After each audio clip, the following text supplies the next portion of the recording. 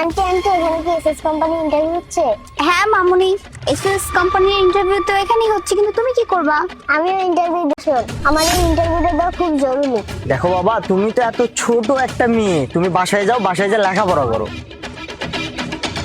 তারাই বাইরে ওয়েট করতেছে আর কি। আচ্ছা ঠিক আছে, এক কাজ করেন, ওনাদের সবাইকে ভিতরে নিয়ে আসেন। ওকে স্যার, আমি এখনই নিয়ে আসতেছি। আপনারা সবাই এখানে ইন্টারভিউ দেওয়ার জন্য আসছেন। মামুনি, তুমি আগে আসো। মামুনি, এখন তোমার খেলাধুলা করার বয়স, পড়াশোনা করার বয়স। তুমি এই বয়সে এখানে জব করতে কেন আসছো? তুমি পড়াশোনা বলো যে কি এমন প্রয়োজন পড়ছে যার জন্য তোমার জব করতে হবে? বাই দ্য ওয়ে, তোমার বাড়িতে বড় কেউ নাই, মানে তোমার মা বাবা? হ্যাঁ, আমার সবাই করতো। 3 মাস আগে আমার বাবার জবটা চলে গেছে, কিন্তু আমার বাবাকে লোন দিতে ব্যাংক থেকে রিফিউজ করে দিছে। আমার বাবা আমাদের আত্মীয় স্বজনের কাছেও গেছিল, সাহায্য করেন। আমার বাবা এই বিষয়টা নিয়ে অনেক টেনশনে আছে, আর এখান থেকে বাসায় যাওয়ার পর ওয়াশরুমে গিয়ে অনেক কান্না করছে। বাবার কান্না আমি সহ্য করতে পারি না, চেষ্টা করেন।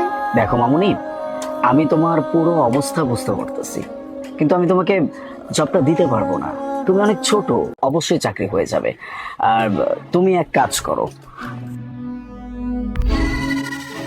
এখানে কিছু টাকা আছে, এই টাকা। এটা অনেক জরুরি, প্লিজ আপনি আমাকে চাকরিটা দিন।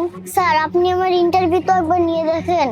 ঠিক আছে, আমি তোমার স্যাটিসফ্যাকশনের জন্য ক্লাসে সবসময় টপ হই। স্যার, আপনার যা ইচ্ছা আপনি তাই প্রশ্ন করতে পারেন, আমি সবকিছু সঠিক উত্তর দিব।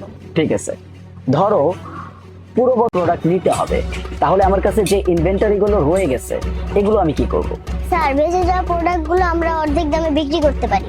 লস হবে, আর আমরা তো এটা কখনোই চাবো না। কি ঠিক বললাম তো? জি স্যার, ওটা একদম ঠিক কথাই বলছে। আমরা কেন আমাদের কোম্পানির প্রোডাক্ট হাফ প্রাইসে সেল করবে? এমনি তো আমরা কিন্তু অলরেডি অনেক লেট হয়ে গেছে। এক্স্যাক্টলি মামুনি, ওনারা যা বলতেছে একদম ঠিক বলতেছে।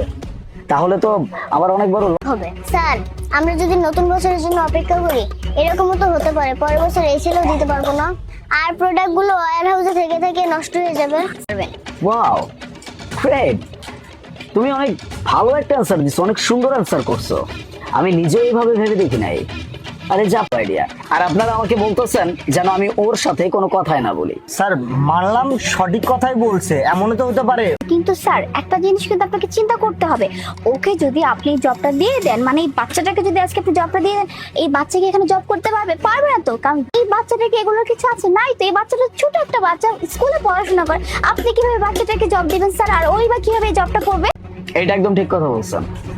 আমার যে ওকে জব দিতেই হবে এমনটা কিন্তু আমি নিজেও বলি নাই, কিন্তু তার মানে এই না যে আপনারা ওর সাথে। মামুনি দেখো, তুমি অনেক বুদ্ধিমতী একটা মেয়ে, আমি তোমার উত্তরে অনেক খুশি হয়েছি, কিন্তু মামুনি তুমি অনেক ছোট, যেন তারা এই টাকাকে সঠিকভাবে ইউটিলাইজ করে। আর একটা কথা, আমাকে একটা প্রমিস করতে হবে, আজকের পর থেকে তুমি কোথাও, বাই দ্য ওয়ে, তোমার জন্য আমার কাছে একটা সারপ্রাইজ আছে। কি স্যার?